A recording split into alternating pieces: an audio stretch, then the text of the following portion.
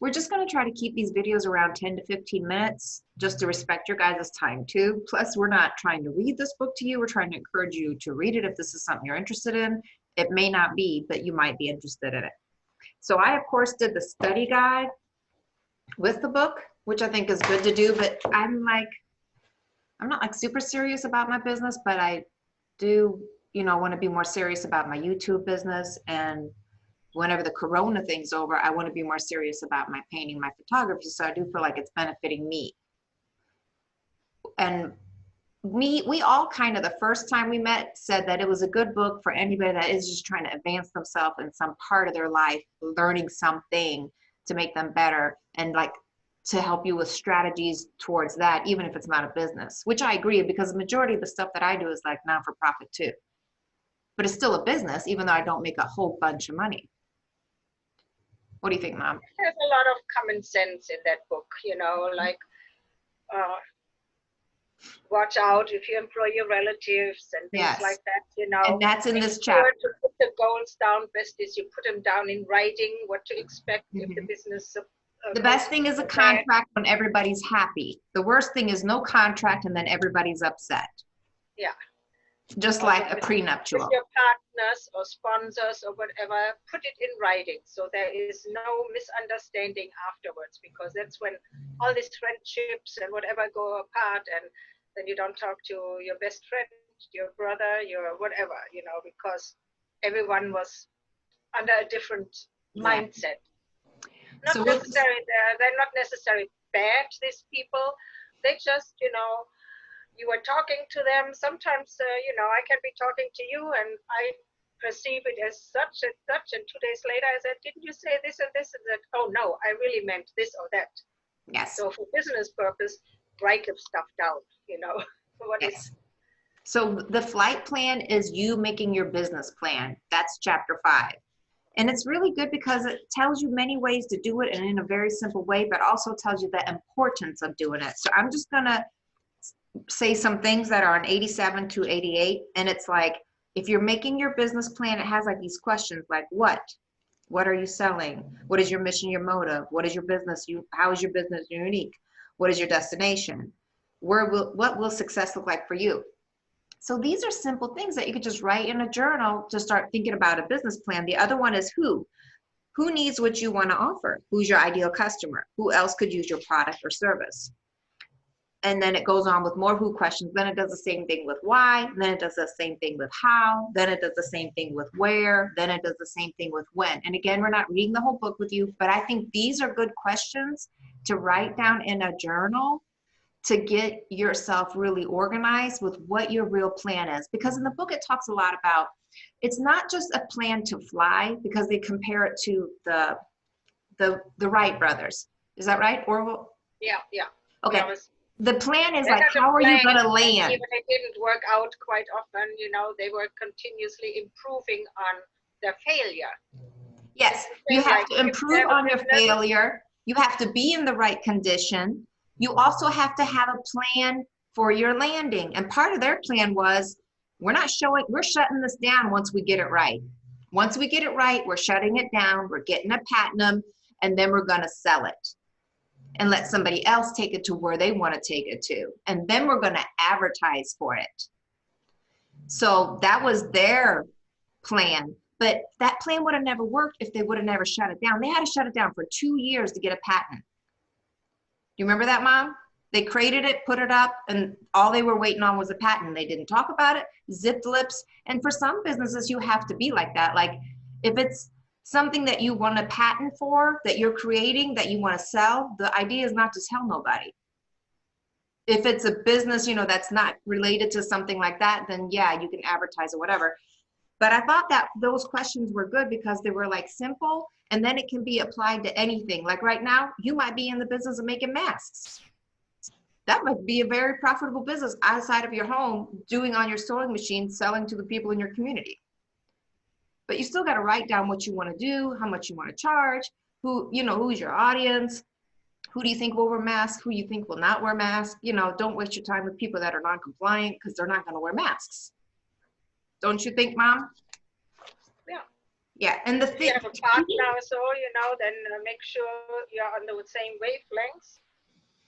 If you want to get some finances from someone or whatever, to support you, to buy the material or things like this, and they ask for your plan, they want to know how you plan to do it. And if they deny you, you're supposed to ask them if they would please tell you why. So you can learn from that yes. and then give it to the next person who might want to support your business and improve that, whatever the reason was that they denied you any support. Yes. So I'm just going to read a couple things that I highlighted. One of the things that I like, because people do this to themselves, stress, this is on page 95. There's other things that I highlighted before them, but I felt like the questions were the most important. Stress is about lacking the structural support for the weight you're carrying, which means like you're not delegating work. You don't have a business plan. You don't know what your landing looks like for whatever it is that you're trying to do. You don't know how to use resources or people. That creates stress. A smart business person eliminates stress because they have a great support system around them and advisors too. And even if those advisors are just like, my mom is my advisor when I ask for things. You know, you don't have to have a big business and people you're hiring for this, but you need to know like who's your, remember those three things that everybody has to have: support, advisors, and mentors? Was those the three things? You need to find those people, even if you're just making masks. Not that that isn't profitable, because if you do it right, you can make a bank of money right now, who's your advisor? Who are the, your support team has to be at least those three people, even if those three people are your mom. You know what I'm saying? Or your husband, whatever. Like, it's a good idea to talk about what you're trying to do with other people, because it makes it clearer to you what you're trying to do. And if you ever need a loan, you'll be used to talking about it already. Don't you think, Mom? Not that I believe in that, because I'm like the kind of person, I would never take out a loan for my business. I want to support it with my main income, because I know I don't always try to make a profit. I try to be kind and giving, and I am kind and giving in my business too. You have your supporters, your cheerleaders, people that believe in you, and then your advisors, if you need some counsel or some wisdom. Your mentors are often the same, or it depends on, it could be. Mentors are the hardest people to find, though, because just because somebody supports you and gives you advice, that doesn't mean they understand your craft or what you're doing. My mom can be. They might not want to spend the time to be your mentor. It takes some time, and on both ends, because if somebody's mentoring you, you have to respect them as a mentor, and the mentor actually has to know details about your plan to actually mentor you in the right direction. Otherwise, they're just mentoring you into their direction, which may not be the direction for your landing. Don't you agree, Mom? Yeah. Yeah, because there's people all the time that are like, Uta, you should buy a building and do paint classes. Really? I don't make enough money to buy a building. You know what I mean? But they don't understand my business, and they don't understand that I have a kind heart and I'm willing to do things for free, which I can only do if I don't have to spend money on a building. Yeah. So let me read the quote for chapter 5. The quote for chapter 5 was, they have these little quotes at the beginning of the chapters. I really like them. Mom, you want to read the one for 5? Chapter 5, where is it? Oh, okay, I'll read it. I'm there. Good fortune is what happens when opportunity meets with planning. People don't always get lucky. People have a plan. And then you just wait till your plan comes together. A lot of people feel like this instant success, or it happens every now and then to people, but it's still bad when it happens and you don't have a plan because you're not ready. Remember how many times Kevin Hart had everything going on when we read his book, but he was still overspending. It took him a while to get a plan and a team together that actually helped him advance his business. Don't you think, Mom? Yeah. And then number 6 is, we see our customers as invited guests to a party. We are the host. So you have to really, I think this. So Jeff Bezos, Amazon guy. Yeah. So I don't know about this guy, but some of the, like just looking at it's just telling you, I think here, this was the chapter where, what did they talk about?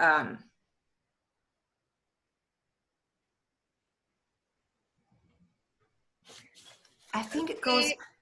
and easy, like e-commerce, wasn't that part of this? Yeah, and then like the golden rule, like treat people like how you want to be treated. Like in my main business, which is hospital work, I treat my patients like they're my family. If it's an older lady, she's my mom now. If it's somebody my age, that's my brother or sister. If it's a younger person, I treat them like they're my kid. You know, and in my business, my focus is the patient. I try to include the family, but I deal with radiation, so that's not what I'm trying to create a relationship with that person in that moment.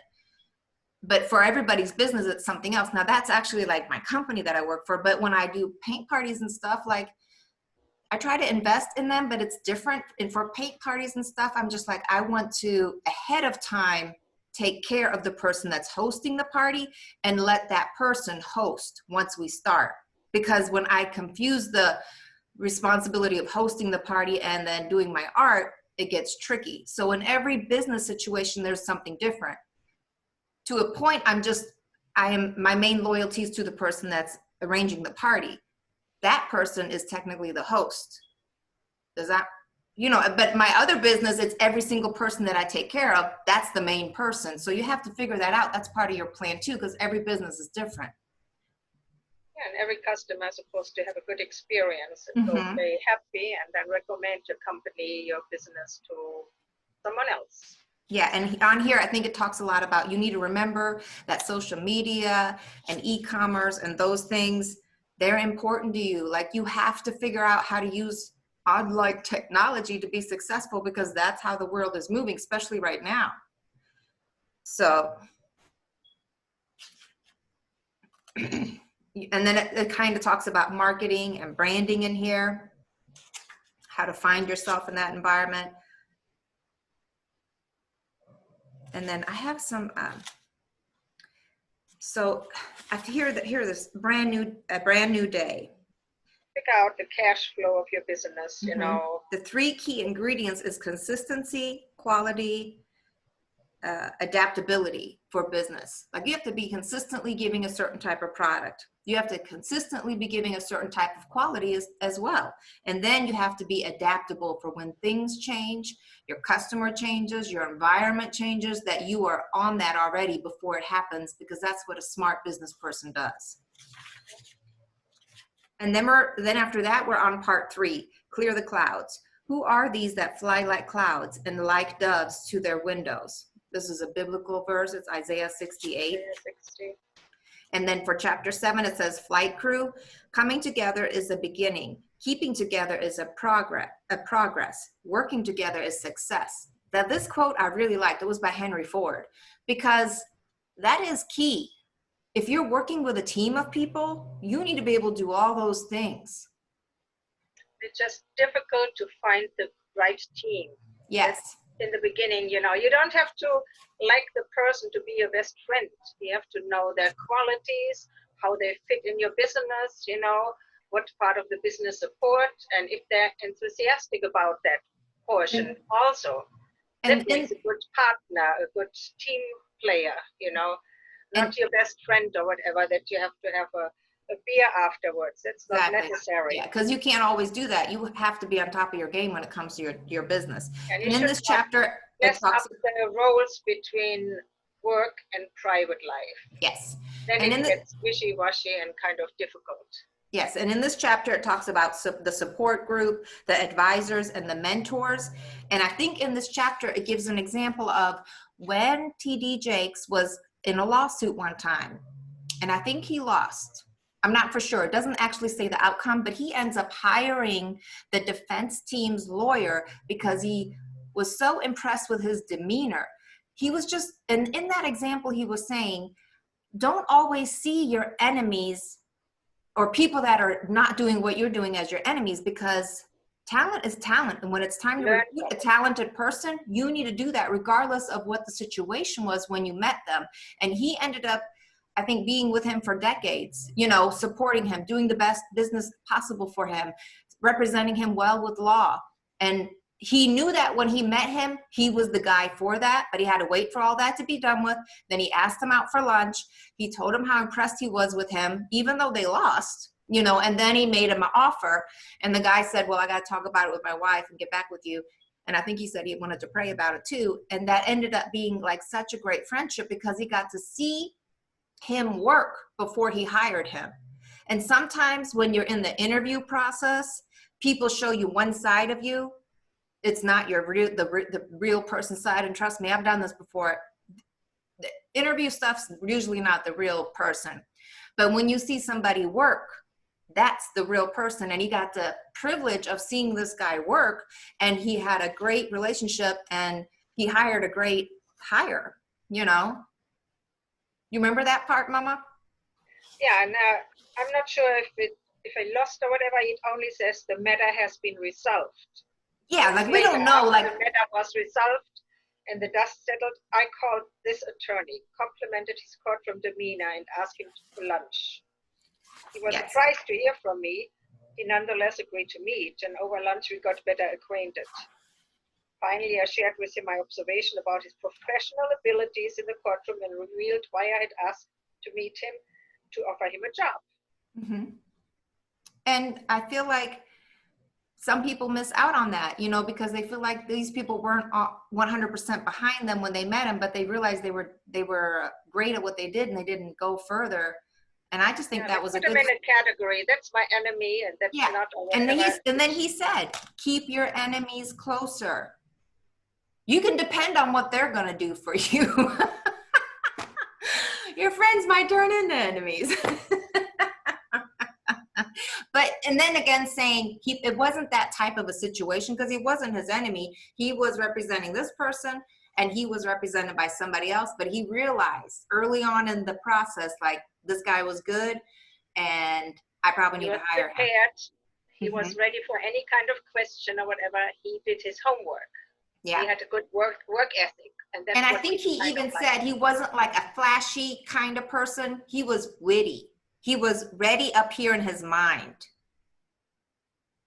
So then the other thing I'm just going to run right into chapter 8 because I did cover chapter 8. I read it. And it is Entrepreneur Leadership 101. Start with the end in mind. And that was just talking about how you have to know what your end outcome is so you know how to plan. And also so that you know what to ask for from people when they are your support team, when they're your advisors, when they're your mentors, because you can't have somebody mentoring you that wants you to be a profitable business and all you ever want to do is be a charity business. Does that make sense, Mom? Yeah. They're going to go about it differently. So you just have to know where you want to land. You have to know how you want to expand so that you know how you want to land. And you also have to know, like, I don't want to expand. This is all I want. This is all I can afford to do because I value my family life. Like whatever it is that's made you feel like you're in a certain place and you want a certain result, like you usually know. I knew right away when I started my business that this is just something I'm building up clientele. It's nothing I'm going to be very profitable at, but when I do have a chance to retire, I should have enough faithful clientele where I would have a little source of income as a retired person. And I don't want to work forever. So hopefully like 10 years or so. Yeah, I don't know. I'm trying. We'll see what happens with this Corona, my 401k. I'm going to have to work till that gets right. But, so I can't have people on my team telling me, no, you got to quit your weekend option jobs and make this everything. Like, okay, the business isn't like that for me, and it's not because I have competitors. It's because I'm not willing to take the risk to buy a building and do what it takes to make it, I don't know, whatever it is that somebody else has envisioned. I'm not doing that. I'm not putting my family through that. Yeah, you don't want to risk the well-being of your family. Yeah. So, and here it just kind of goes over that. Like, you have to know how you want to land. And we're going to leave you guys with this. We kind of covered it really quick. That's all we really want to do. We want, of course, for you guys to go out and get these books and read them if that's something you're interested. This book is great if you appreciate the opinion of a religious leader. Does that sound good, Mom?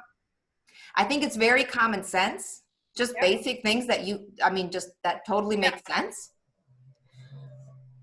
It's a lot of common sense. If you read it, probably say, well, that's the same like Uncle John always told me, or that's the same like Mhm. whatever, basically if you dig deep inside of you, probably you know all of that.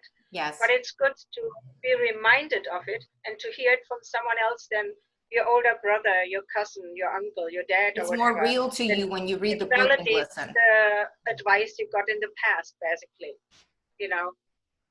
Okay, so we just want you to like and subscribe, follow us on Facebook. We like to review books with you. We hope that you can support us. Our goal, well, my goal, we have 26 or 27 YouTube followers right now, and we would like to have 100 followers by the end of the year. So please subscribe. All right, I'm going to turn the camera off. Thank you, thank you, thank you.